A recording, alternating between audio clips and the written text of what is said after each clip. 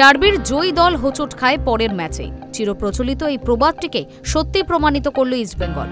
বুধবার যুব ভারতীতে ডুরান্টের সেমিফাইনালের রুদ্ধশ্বাস ম্যাচে ডায়মন্ড হারবারের কাছে 1-2 গোলে হেরে গেল অস্কার ব্রুজোর ছেলেরা। একটা সময় ইস্টবেঙ্গলে খেলতেন জবি জাস্টিন। সেই ঘরের ছেলের জয়সূচক গোলেই কুপকাত হতে হলো ইস্টবেঙ্গলকে। আর অভিষেকেই মাঠে ফুল ফুটিয়ে ডুরান্ট কাপের ফাইনালে উঠল ডায়মন্ড হারবার। কিবু ভিকুনার দলের সামনে শনিবার ফাইনালে প্রতিপক্ষ নর্থ ইস্ট।